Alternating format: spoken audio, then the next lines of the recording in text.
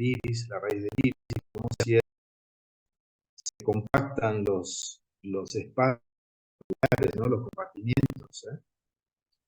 Y se cierra entonces un ángulo estrecho, un cierre angular, pues, un estrechamiento del ángulo, mejor dicho, y puede haber un cierre angular y glaucoma por cierre angular.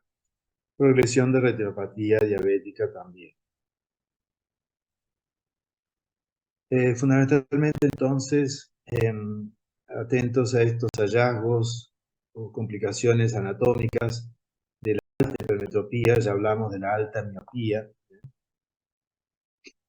esa problemática de hipermetropía latente y manifiesta.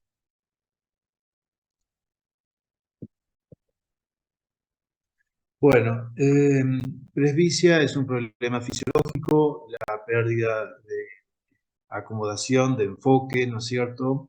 Esa capacidad del cristalino de cambiar de forma. Entonces, más redondeado ese cristalino para enfocar cerca y más elongado en sentido vertical, ¿no es cierto?, para enfocar lejos, ¿no? Ocurre generalmente a los 40 años y tenemos esa alteración para el trabajo cercano que planteaba la compañera al principio, ¿no es cierto?, ¿no? Pero al estar operado el cristalino ya no existe presbicia. Bueno, la refracción es la medición del problema, de este problema de lentes, ¿no es cierto? Tenemos una forma objetiva que es mediante generalmente el autorrefractómetro, ¿no? Ya no se hacen mediciones manuales con retinoscopio. Pero por ahí en cirugía uno quiere medir servicio residual, ¿no es cierto? La consulta domiciliaria, o solo no puede deambular y entonces se puede hacer una medición con retinoscopio, ¿no? Fundamentalmente más frecuente es el autorrefractómetro. Pero a esa medición objetiva se sigue una prueba subjetiva en la persona, ¿eh? Y acá surge entonces una corresponsabilidad en la receta del lente, o sea, la persona participa, ¿eh? Uno le da una mayor, menor graduación y la persona tiene que decir si ve mejor con mayor o menor graduación. Y acá entonces, claro, el paciente tiene que ser colaborador, ¿no es cierto? Pues si fuera un niño y no colabora para la receta, ¿no es cierto? Claro, tenemos que dar aproximado en una proporción. Patología subyacente, o sea, el hecho de que se mida y que la persona logre una excelente agudeza visual, no excluye problemas oculares. Y ya hablamos que catarata, diabetes, etcétera, pudiera producir cambios en la refracción, ¿no es cierto? No resultado visual por ambliopía, como vimos, la dificultad en la comunicación, etc. La graduación se expresa en dioptrías.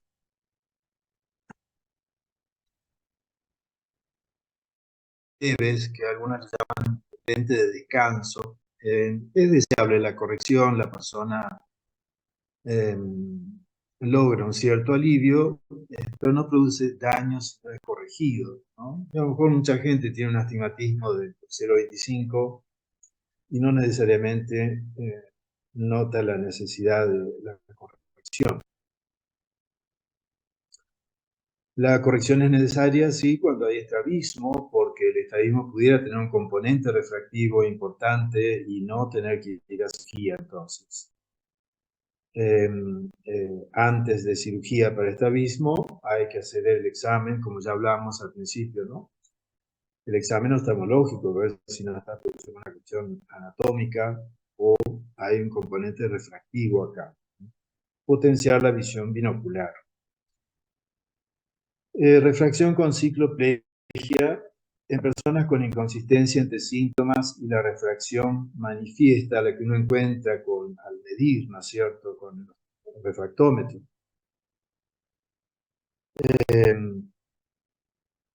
Cuando la refracción está en duda, a veces el refractómetro no mide, no da medidas consistentes, ¿no? Uno hace 3, 4 mediciones, son rápidas, y deben coincidir. Si hay mucha discordancia en esas mediciones, no es confiable la medición. ¿Eh? Por supuesto, en niños y jóvenes, la refracción con cicloplegia, ciclopentolato, etc. Entonces, en niños y jóvenes, si hubiera estrabismo, entonces se le mide sin cicloplegia primero y luego con cicloplegia y ver si coincide.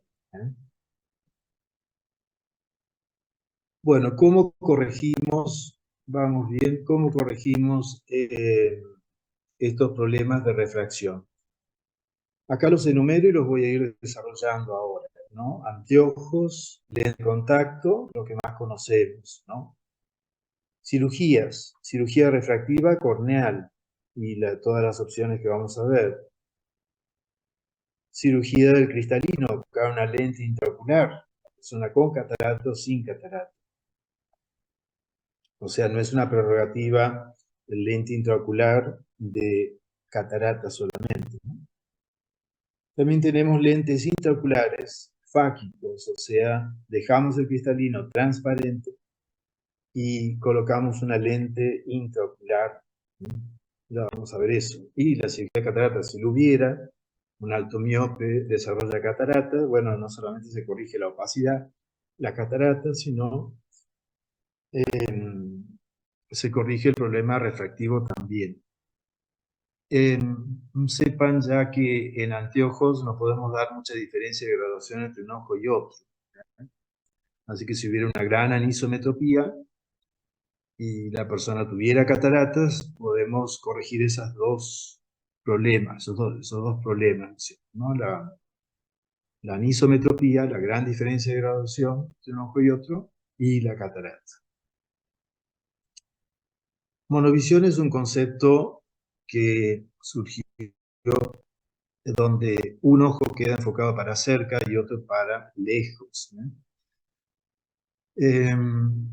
En correcciones por refractivas, ¿no es cierto?, por córnea con láser, el espesor de la córnea que se adelgaza tiene un límite la corrección por córnea con láser, ¿no es cierto? Entonces, a lo mejor una alta miopía se le deja una miopía residual y el ojo con menos miopía se corrige la totalidad, ¿no?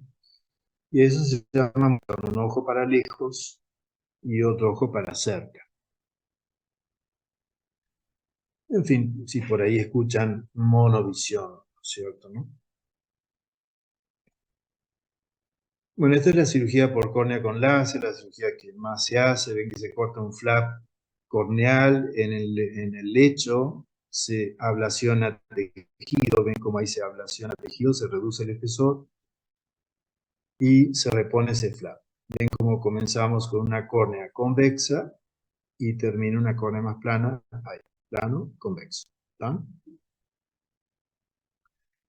Ese adelgazamiento, ese consumir espesor de tejido, ¿no es cierto? Y no se puede producir una debilidad de pared por corregir miopía, ¿no es cierto?, ¿no?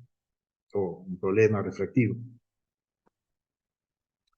Ese corte que vimos puede ser por microquerátomo, ¿no es cierto? Puede ser con láser que produce un espacio vacuolar, ¿no es cierto?, que se unen, como acá, y se crea todo un plano, ¿no es cierto?, no por corte mecánico, sino con láser. Es más programado, ¿no es cierto?, se reduce ese espesor residual que debe quedar, ¿no es cierto?, se respeta, mejor dicho, perdón, se respeta el espesor residual que debe quedar, ¿no es cierto?, para que tenga función de resistencia como pared, esa córnea residual, ¿no es cierto?, ¿no? Bueno, ¿se va entendiendo todo? Sí, profe. Bueno, entonces, hay un espesor, repito un poquito, acá hay un espesor residual que debe quedar, que se considera como seguro, ¿no? Por eso lo que se fotoablaciona acá en el espesor no puede comprometer la estabilidad como pared de esa, ¿no? Entonces, por eso el límite, ¿no? Este corte con láser da una cierta seguridad, ¿no es cierto? En cuanto a la profundidad del corte, un poquito ya más técnico. Pero habrán escuchado cirugía por láser, con láser por córnea, ¿no es cierto? Algunos no sé si se ha operado. Acá ven ese flap y en este lecho se fotoablacionará tejido, ¿no es cierto? Y se altera la curvatura de córnea para corregir ese problema, ¿no? Hipermetropía, miopía o astigmatismo. Estos son los lentes intraoculares. Consiste un lente intraocular, consiste fundamentalmente, lo van a ver en catarata, en una óptica, esto que estoy señalando, ¿no es cierto? Y unas patitas de posicionamiento que se llaman ápticas. Entonces el ojo es más grande o más pequeño, estas ápticas son flexibles y se adecuan, ¿no es cierto?, a ese tamaño del ojo receptor. Acá ven, hay unas pequeñas marcas, esto es para corregir astigmatismo.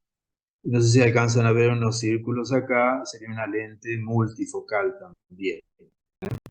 Cuando hablemos de catarata, hablaremos de esto, ¿no? Pero bueno, lente intraocular, no se olviden, una óptica y dos ápticas. Unas patitas de posicionamiento.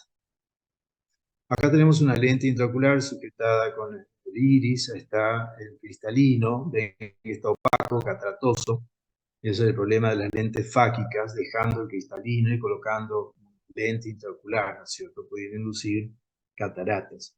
Y mucho más acá, el cristalino, y acá tiene una lente intraocular, esta ya fáquica de cámara posterior. O sea, no es de cámara anterior acá, que es todo el lente, cámara anterior, acá sería por detrás, pero ven que muy próximo al cristalino, y ese es el riesgo de catarata, la inducción de catarata, ¿no es cierto?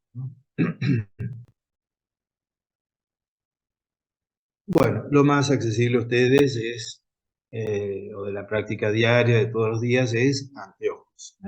Es la opción más segura, con fines de seguridad, protectores oculares, deportes, por el riesgo de cuerpo extraño corneal, ¿no es cierto? Entonces, quien trabaja con martillo, sierra, protección ocular, ¿no es cierto? ¿No? El filtro ultravioleta también, de la persona que está expuesta, ¿no es cierto?, a radiación ultravioleta. Acuérdense que hay una radiación ultravioleta directa, ¿no es cierto?, tomando sol, por ejemplo, lámparas, y la refleja. No se olviden de la radiación ultravioleta, refleja. El agua, el cemento refleja un 70%, ¿no? Bueno, filtro ultravioleta en anteojos para corregir, para protegerse, ¿no es cierto? Pero en general el concepto que evite la exposición en horas pico, porque ese filtro puede no ser homogéneo, ¿no es cierto?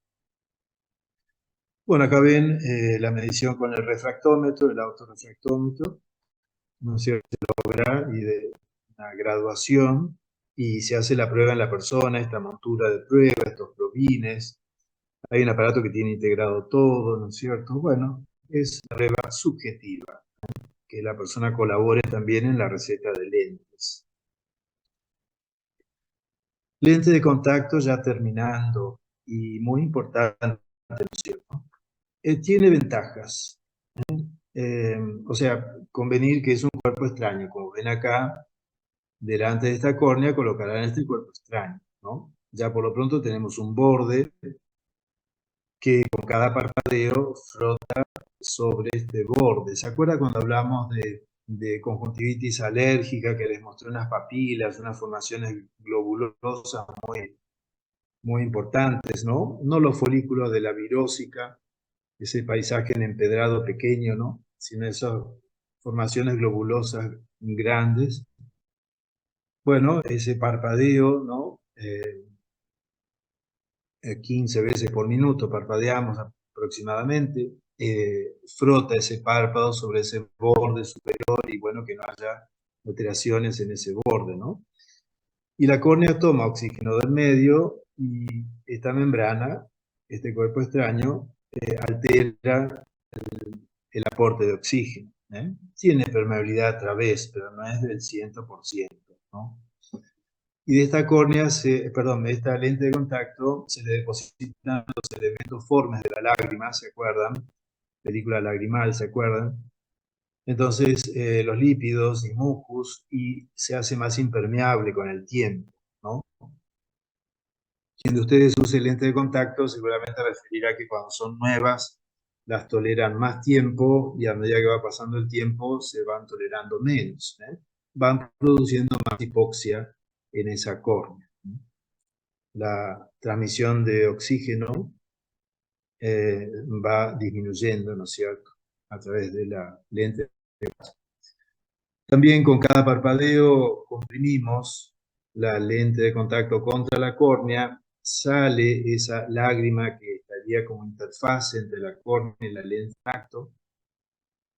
Me siguen, ¿no es cierto? O sea, la córnea, lágrima y lente de contacto, ¿no? Con cada parpadeo comprimimos esa lente de contacto y se exprime, digamos, esa lágrima que está por detrás. Y al abrir los párpados ocurre un movimiento inverso, ¿no? Eso también oxigena la córnea. Por lo tanto, ya surge la primera cuestión, que debe haber una capa de lágrimas, ¿no? El portador de lente de contacto tiene que poder parpadear suavemente, sin sentir la lente, sin adherirse a la lente, ¿no? Mayor campo visual, claro, quien usa como ventaja, ¿no? Mayor campo visual, quien usa un anteojo marco. Una lente de contacto tiene un campo visual mucho más amplio, tiene más comodidad, ¿no es cierto? La calidad de la visión también, el servicio de refracción, la lente de contacto da mejor corrección. Profe, Corrección de... Sí. disculpa. ¿Será que se lo saquen cada vez para dormir? Ahora hay una diapositiva muy buena. Perfecto. Gracias. Bueno, ahora un segundito, ya llegamos. Alto vicio de refracción, ya dije que en anteojo no se puede corregir más de 2, 3 dioptrías, así que está bien, hay indicaciones también, anisometría. Irregularidades corneales, cuando corrigen astigmatismo, por ejemplo, hay esa película lagrimal, corrige un 0,50, ¿no? Esa interfase de lágrimas corrige un 0,50 de astigmatismo. Hay lentes de contacto terapéuticos, luego de cirugía, alteraciones de superficie ocular, erosiones corneales, que para no ocluir el ojo se coloca una lente de contacto terapéutica. Son de fácil adaptación, no dejan de ser extraños. Bueno, contraindicaciones, a lo que ya estuvimos hablando, ¿no? Problemas de superficie ocular, esto que expliqué de la lágrima, de una lágrima insuficiente, una película lagrimal insuficiente, ¿no es cierto? Ojo seco. O en todo caso, bueno, reponer con lágrimas artificiales, ¿no es cierto? Que la persona puede suavemente. Lente de contacto, piletas, ahora lo vamos a ver. Fíjense acá una contraindicación, esta ampolla que viene acá de conjuntiva, es una cirugía filtrante por glaucoma. Se ha hecho una comunicación y líquido humor acuoso sale por esa comunicación y forma este espacio. Colocar acá una lente de contacto pudiera romper esa vesícula, ¿no es cierto? Y producir una infección, una comunicación. Acá un pterígio podría inflamarlo también, cualquier formación elevada, y uno coloca una lente de contacto, con cada parpadeo está tocando esta membrana, ¿no es cierto? ¿No? Inguéculas también. Bueno, entonces, contraindicaciones, problema de superficie ocular en general, cirugía filtrante previa, esta que ven acá, uso de corticoides, puede haber una erosión corneal, queratoconjuntivitis en infecciones, por supuesto, contacto, ¿no? Procesos cicatrizales, falta de higiene, requiere cuidados. Lente de contacto siempre con cuidados. Y si no tenemos esto, infecciones, queratitis microbiana, pseudomonas, cuando hay sobreuso de lente de contacto, ¿no? Formación de depósitos, acantomeba por recarga de soluciones, estuches contaminados, exposición a agua de corriente o con natación, ¿no es cierto?, con lente de contacto, etcétera, etcétera. Entonces, requiere de cuidados lente de contacto. No está contraindicado, pero por todo lo que vamos viendo, esa hipoxia, que vamos a ver acá, que fíjense acá, esta hipoxia produce un adelgazamiento de epitelio, produce un cierto edema estromal. Cuando hablé de que se tolera menos, la persona también, cuando la lente lleva más tiempo, ¿no? Una lente que ya lleva meses, ¿no es cierto?, sin cambiar, se produce esa alteración de transmisión de oxígeno, produce un cierto edema estromal. O sea que algo que colocan en superficie altera el de la córnea. Y también cambios endoteliales. La capa más interna de la córnea también se puede alterar con toda una historia de sobreuso de lentes de contacto. Como ven, como repito, no está contraindicado, pero hay que tener cuidado, el sobreuso, la limpieza, la lubricación, la reposición de esa película lagrimal, ese colchón de lágrimas sobre la cual flota esa lente de contacto.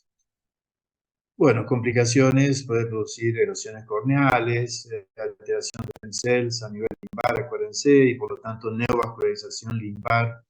¿Se acuerda que vimos con toxicidad por cal, no? Cuando vimos toxicidad por cal, pero sobre el uso de contacto también, hipoxia resultante que induce esa neovascularización limbar. Acá responde un poquito tu pregunta. Este es un trabajo, un informe que realiza sobre distintos temas la Academia Americana de Oftalmología. Es del 2022. Son guías, ¿no es cierto?, de un origen, digamos, una entidad que no se discute, digamos, su veracidad. Podrá equivocarse, por supuesto, ¿no? Pero no en cuanto a influencia comercial, etcétera, eso no se discute. Está en inglés, lo transcribí textualmente, no es mala la palabra tratar de interpretar en inglés cuando ya están próximos a recibirse, así que en una especialidad, en un ingreso de especialidad, se solicita también conocimiento de inglés. Si lo hablan mejor, pero por lo menos que interpreten un texto, simplemente que interpreten un texto.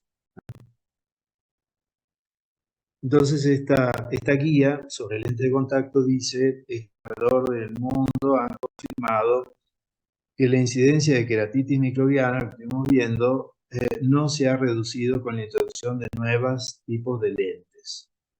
El uso durante la noche de cualquier lente de contacto se asocia con mayor riesgo de infección que el uso diario, ¿no? Pensar que que hay lentes aprobadas por FDA, ¿no?, la Food and Drug, para uso extensivo. Las alternativas deben ser presentadas a los pacientes para los cuales este modo de uso se considere, porque el uso durante la noche, otra vez, independientemente del tipo de contacto, aumenta el riesgo de infección de queratitis microbiana, ¿no es cierto?, una infección. Entonces, ahí creo que responde tu pregunta, ¿no es cierto? ¿Es así? Sí, sí. Bueno.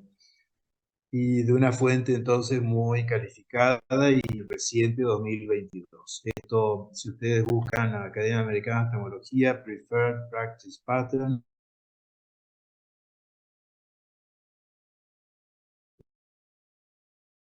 bueno, creo que acá termina, sí. Bueno, en resumen, entonces,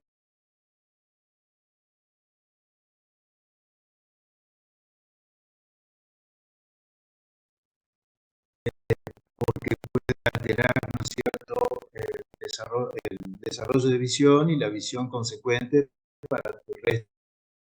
Ese problema donde planteaba que la persona fue operada y no logró resultado visual sin lesiones, ¿no?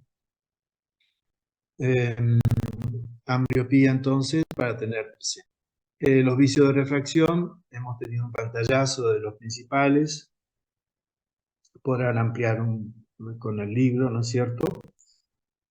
Y bueno, si surge alguna pregunta, anótenla, y en el próximo encuentro, el viernes que viene, donde vamos a ver glaucoma, ahí sí vamos a dividir la clase